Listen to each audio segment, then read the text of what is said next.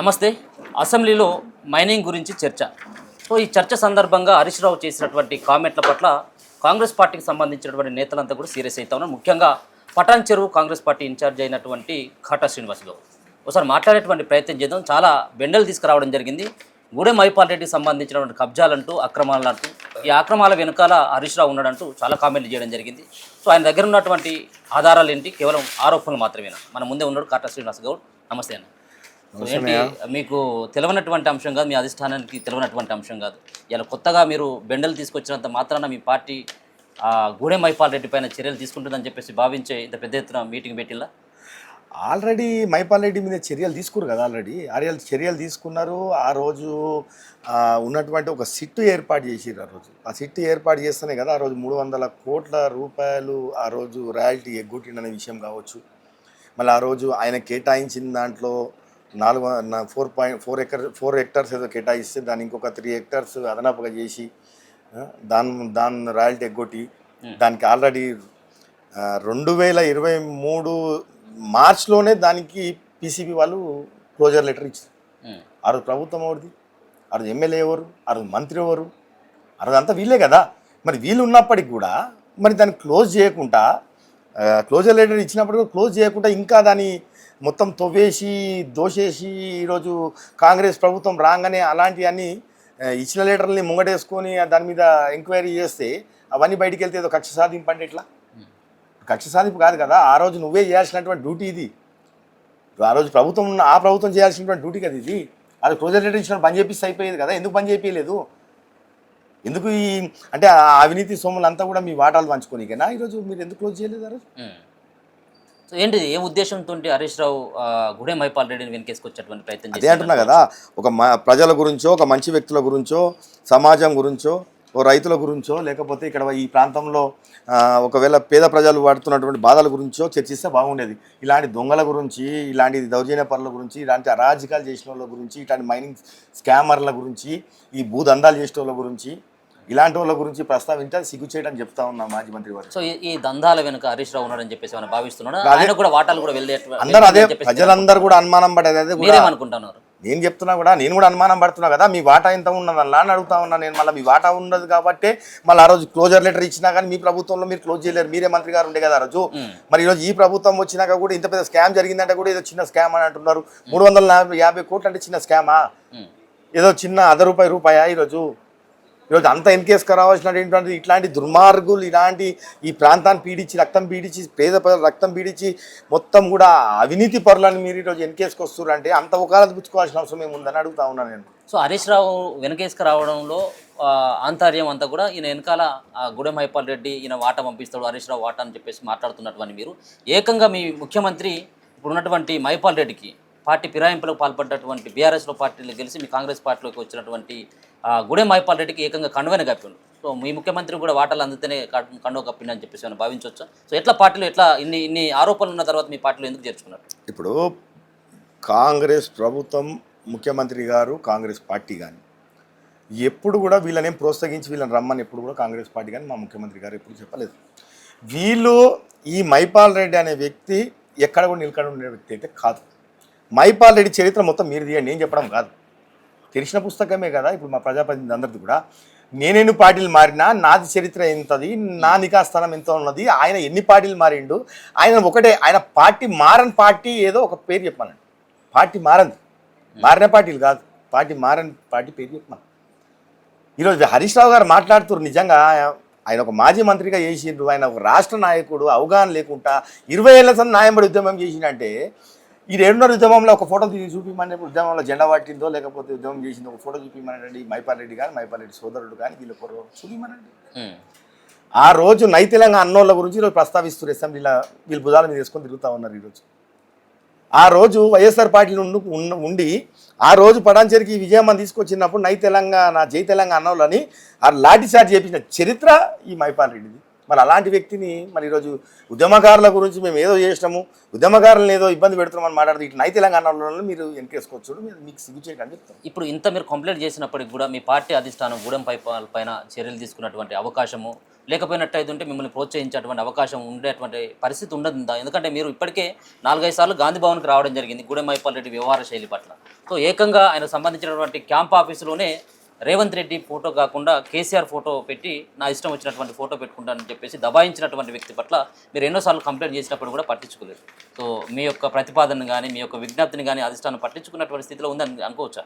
అందుకే తనతో కలిసి పనిచేయమన్నప్పుడు చేయకపోవడానికి కారణం కూడా ఇలాంటి దొంగలతోని, ఇలాంటి అరాజకాలు, ఇట్లాంటి దౌర్జన్యాలు, ఇలాంటి మొత్తం భూ కబ్జాదారులతో కలిసి పనిచేయను కాబట్టి నేను పనిచేయనని చెప్పిన. నేను క్లారిటీగానే ఉన్నా. కాబట్టి ఈరోజు కూడా ఏదో ప్రభుత్వం ఉంది కదా అని చెప్పి ఇష్టానుసారంగా చేసే విషయం కాదు ఇది. చేసిన తప్పులే దానికి అనుభవిస్తున్నారు అంతే. ఒక్కటి కాదన్న, వాళ్ళు చేసినవి అన్నీ కూడా నేను ఇందాక నేను ఎగ్జాంపుల్గానే ఒక 3-4 చెప్పిన. ఇలాంటివన్నీ ఈడీ రైడ్ చేసినప్పుడు దాదాపుగా 78 డాక్యుమెంట్స్ బినామీల పేరు మీద దొరుకుతుంది. 4-5 వేల కోట్ల రూపాయల దాని వర్త్. నాకు తెలిసి నా ఈ దేశంలోనే 1,00,000 గజాల డాక్యుమెంట్, ఒకటే డాక్యుమెంట్ 1,00,000 గజాలు. నాకు తెలిసి ఏ శాసనసభ్యుడో ఎవరు కూడా ఇంత చేయలేకుండొచ్చు. అంటే అంత అవినీతి పరుడు అని చెప్తాను నేను. సో ఇది ఒకసారి మొదటిసారి ఏం కాదు అవినీతి పరుడు. కాబట్టి ఇంకా చాలా ఉన్నాయి అవినీతి మీద జరుగుతున్నాయి. మన కాజిపల్లిలో జరిగింది కదా, మన కాజిపల్లిలో 3 ఎకరాలు ఫైర్ స్టేషన్కి ఆడ మొత్తం పారిశ్రామిక వాడా ఉంది, అక్కడ ఫైర్ స్టేషన్ కేటాయిస్తే ఆ భూమి కూడా వదలకుండా అది కూడా కబ్జా చేసి 35 ఇండ్లు కడితే మన 15 రోజుల కింద మొత్తం గుల ఓడిపించి మళ్ళీ గవర్నమెంట్ హ్యాండ్ ఓవర్ చేసుకుంది. ఇప్పుడు ఇక్కడ మన ఇంద్రేశం రామేశ్వరం పడ్డ శివారు భూములలో 453 సర్వే నంబర్లో ఇప్పుడు మళ్ళీ గీతలు గీసి పెట్టి ఇప్పుడు అది దాన్ని హ్యాండ్ ఓవర్ చేసుకుంటాం. మొన్న హైదరాబాద్ వచ్చింది, ఈ కుటుంబం సభ్యుడే ఆడ మొత్తం కూడా ఏదో మళ్ళీ ధరణిలలో వాళ్ళ పేర్లు వస్తున్నాయి, పట్టదార పేర్లు అని చెప్పి రీసేల్ చేసుకొని అక్కడ ప్లాట్లు ఇప్పుడు అయిపోయినాయి. అవి 1980లో 85లో అయిపోయిన లేఅవుట్లని ఆ సామాన్యులు కొనుక్కుంటే వాళ్ళందరినీ కూడా బెదిరించి మొత్తం కబ్జా చేసి వాళ్ళ రాణీకుడు చేసి వాళ్ళ మీద కేసులు పెట్టి అక్కడ రోడ్లు, పార్కులు సర్వం మొత్తం హ్యాండ్ ఓవర్ చేసుకొని వాళ్ళ లోపల అడుగు పెట్టకుండా వాళ్ళ కేసులు పెట్టి భయపెట్టుకుంటా ఆడ కబ్జాలు చేసి మొన్న హైదరాబాద్ వచ్చి మన ప్రభుత్వం కాంగ్రెస్ పార్టీ ప్రభుత్వం వచ్చి హైదరాబాద్ వచ్చి 32 ఎకరాలు విముక్తి కలిగించింది. అంటే ఇది ఒక్కటి కాదు కదా, నీకు ఇంకోటి కూడా చెప్తున్నా, గతంలో కూడా చెప్పి నేను 62 సర్వే నెంబర్ ఏదైనా గవర్నమెంట్ది, పక్కన 64-65 అనేది పోచారంలో ఉన్నది పటాజాగా, దాని సర్వే నెంబర్ వేసి 5 ఎకరాలు మొత్తం 100 ఇండ్లు కట్టి ఈరోజు ₹1,00,00,000 100 కోట్లు స్కామ్ చేసి ఇలాంటి స్కాములు, ఇలాంటి భూదందాలు, ఇలాంటి శివారు భూములు ఏది మిగిలియకుండా వీళ్ళు ఎమ్మెల్యే సోదరులు ఇదే పని, వీళ్ళకి వేరే పని లేదు. సో కాటా శ్రీనివాస్ గౌడ్ పొలిటికల్గా గూడెం మైపాల్ రెడ్డిని ఎదుర్కొన్నటువంటి సాహసం చేయలేకుంటేనే కేవలం ఈ ఆరోపణలతోటి ఆయనను ఒక రకంగా ప్రజల్లో అటువంటి అంటే అవినీతి పరుడు, భూ కబ్జాదారుడు అన్నటువంటి ఒక ప్రయత్నం చేస్తున్నాడు. ఆధారాలు లేకుండా కేవలం ఆరోపణలు అంటూ గూడెం మైపాల్ రెడ్డికి సంబంధించిన అనుచరులు ఆరోపిస్తూ ఉన్నారు. నేను ఈరోజు చెప్పినటువంటి విషయాల మీద ఏ ఒక్కటి చిన్న తప్పున్నా, ఏ ఒక్కటి తప్పున్నా నేను తప్పకుండా ముక్కు నేలకు రాస్తా అని చెప్తున్నాను ఇంత గట్టిగా. ఇప్పుడు నేను ఈరోజు ప్రస్తావించినటువంటి విషయాల మీద అందులో నేను ప్రూవ్ చేయడానికి సిద్ధంగా ఉన్నా. ఏ ఒకటి నేను మాట్లాడినట్టు తప్పు ఉంటే నేను తప్పకుండా ముక్కు నేలకు రాస్తా అని చెప్తున్నాను. ఆరోపణలు ఎందుకు అవుతున్నాయి, వాస్తవాలే, అది సమాజానికి తెలుసు, ఈ ప్రాంతానికి తెలుసు, ఈ ప్రజలకు తెలుసు, ప్రతి ఒక్కరికి తెలుసు ఇది ఆయన చేసిన అవినీతి. ఇదేమో నేను ఇది తెలిసిన పుస్తకం కదా, ఇదేమో నేను ఏదో కావాలని దుమ్మేసిపోతే ప్రయత్నం కాదు కదా.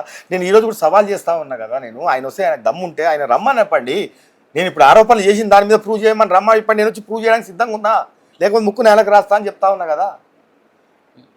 ఇలా ఎదుర్కొనే నేను ఎదుర్కొని నిలబడకపోతే కాంగ్రెస్ పార్టీ జెండా నిలబెట్టుకున్న తిరిగిన నేను కాకపోతే ఇంకోరు మళ్ళీ ఎదుర్కొని నిలబడ్డా కదా. నేను నా పార్టీ ఒడిదోడు ఉన్నా, కష్టాలున్నా, బాధలున్నా, ప్రభుత్వం ఉన్నా లేకున్నా నా కార్యకర్తలను కాపాడుకుంటున్నావు, అందరిని పెట్టుకుంటూ ఏదో ఒకటి కాపాడుకుంటూ ఆ దుర్మార్గుల చేతుల నుంచి కాపాడుకుంటూ నేను నిలబడ్డా కదా, ఇంకేం చేయలేదు.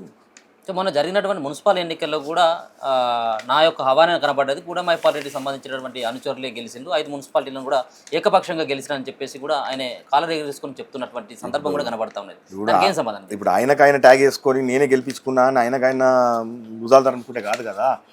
ఈరోజు ఆయనకు వెనుపోటు రాజకీయాలు వెన్నతో పెట్టిన విద్య. ఆయన ఏ పార్టీలో నిలకడగా ఉంటాడు, పూటకో పార్టీలు ఉంటాడు, రాత్రి ఒకటి ఉంటాడు, పొద్దుగాల ఒకటి ఉంటాడు. నమ్మినోనికి ఎవరికి అందరికి మోసం చేసుడే ఉంటుంది. ఇప్పుడు ఆడ బీఆర్ఎస్ పార్టీలో 3 సార్లు బీఫామ్ ఇస్తే వాళ్ళకి క్లారిటీ లేకుండా వాళ్ళకి మోసం చేసి వాళ్ళకి వెనుపోటు పొడుస్తుంది. ఆ కార్యకర్తలు కనీసం జెండా మోసి ఇంటిని బల్బం కట్టుకొని తిరిగి ఓట్లు వేపిస్తే కష్టపడితే నేను గెలిపిస్తే వాళ్ళకి క్లారిటీ లేవు, మధ్యలో వదిలిపెట్టి వస్తుంది. దాని తర్వాత ఈ ప్రాంత ప్రజలకన్నా ఓట్లు వేసిందంటే వాళ్ళకి క్లారిటీ లేవు. తర్వాత ఏదో కాంగ్రెస్ పార్టీకి వచ్చినా అని చెప్తారు. లాస్ట్ 2 రోజుల ముందు మున్సిపల్ ఎలక్షన్ ముందు జెండా ఎత్తేసి కాంగ్రెస్ పార్టీని మొత్తం సర్వనాశనం చేసి అట్లా చేస్తుంది. ఇక్కడ వెనుపోటు పొడిస్తాయి. అసలు నువ్వు ఎవరికి ఏ పార్టీలో ఉన్నావు, నువ్వు ఏమున్నావు? ఈరోజు ఈ కాంగ్రెస్ పార్టీ 5 మున్సిపాలిటీలు ఓడిపోవడానికి శకుని పాత్ర పోషించి ఈరోజు ఈ పార్టీని స్లీపింగ్ మోడ్లో పెట్టి ఓడిపోవడానికి ప్రయత్నంలో సక్సెస్ అయిందనే హరీష్ రావు గారు అసెంబ్లీలో వీళ్ళకి ఒకలా పుచ్చుకున్నాడు. రాజకీయంలో ఒక భాగమే. ఈరోజు కాంగ్రెస్ పార్టీ 2 ఏళ్ల సంది ఇక్కడ పండబెట్టి ఇక్కడ వచ్చిన పథకాలు కూడా ప్రజల్లోకి తీసుకెళ్ళలేకుండా ఈరోజు బీఆర్ఎస్ పార్టీలోని పెట్టుకొని ఆయన సొంత మనుషులు పెట్టుకొని చేసిన ఇనాగ్రేషన్స్ కానీ అవి కానీ ఇవన్నీ వాళ్ళని పెట్టుకోవడం, కాంగ్రెస్ పార్టీని ఎక్కడ ముందుకు తీసుకెళ్ళకపోవడం, కాంగ్రెస్ పార్టీ తెచ్చినటువంటి పథకాలను ఎక్కడ కూడా ప్రజల్లో తీసుకెళ్ళకపోకుంటాయి. దీని అయోమయంలో పెట్టి పడంచే నియోజకవర్గాన్ని లాస్ట్ మూమెంట్లో వెన్నుపోటు పొడిచి ఈరోజు బీఆర్ఎస్ పార్టీ గెలవడానికి అందులో పాత్ర పోషించినందుకే కృతజ్ఞతగా హరీష్ రావు గారు మాట్లాడుతారు. సో పటాన్చెరులో ఎందుకు మీరు చేసేటువంటి ఈ వాస్తవాలని చెప్పేసి మీరు అంటా ఉన్నారు. ఈ వాస్తవాలను ఎందుకు పటాన్చెరు ఓటర్లు ప్రజలంతా కూడా ఎందుకు నమ్మట్లేదు? 2 సార్లు కూడా ఆయనకే ప్రజలు పట్టం కట్టినటువంటి సందర్భం కూడా కనబడతా ఉన్నది. అన్న ఇది ఓడిపోయినా అనేది కాదు, అంటే మీరు అంటున్నటువంటి అవినీతి పరుడినే ఎందుకు ప్రజాప్రతినిధిగా ఎన్నుకుంటున్నారంటే ఏం సమాధానం? అంతే అన్న. ఇప్పుడు running MLA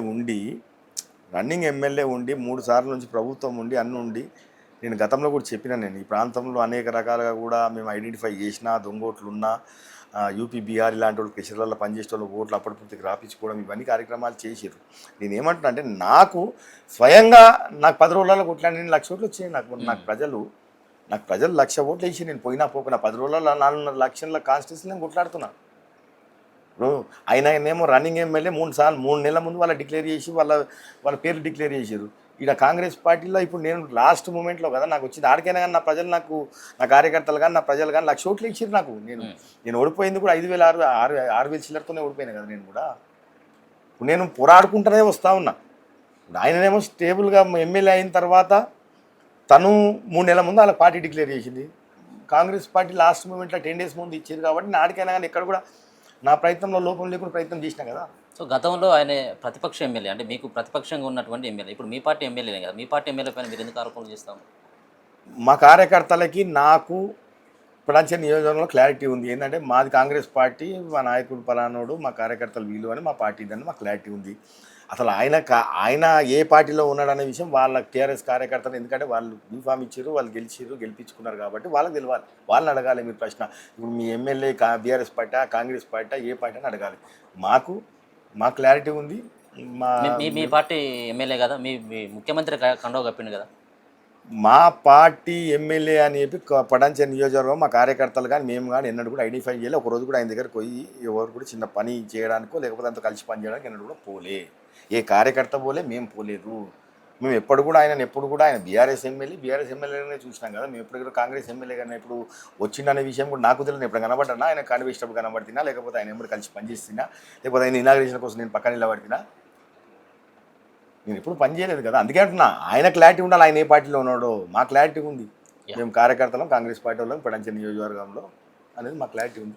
thank you so much. So మొత్తానికి ఇది నా దగ్గర ఉన్నటువంటి కేవలం కాగితాలే కాదు, కేవలం ఆరోపణలు కాదు, వాస్తవాలు ఆధారాలు ఉన్నటువంటి దాంతో నేను ఈరోజు గుడే మహిపాల్ రెడ్డి పైన నేను ఇన్ని రకాలైనటువంటి ఆధారాలు తీసుకొచ్చి మాట్లాడడం జరిగింది. సో ఖచ్చితంగా కూడా కాంగ్రెస్ పార్టీ చర్యలు తీసుకుంటుంది. గుడే మహిపాల్ రెడ్డి యొక్క అరాచకాలని ఒక్కొక్కటిగా ఖచ్చితంగా బయట పెట్టేటువంటి సాహసం చేస్తానన్నటువంటి అంశాన్ని కాటా శ్రీనివాస్ గౌడ్ అయితే తెలియజేస్తున్నాను. చూస్తూనే ఉండండి మన తొలి వెలుగు.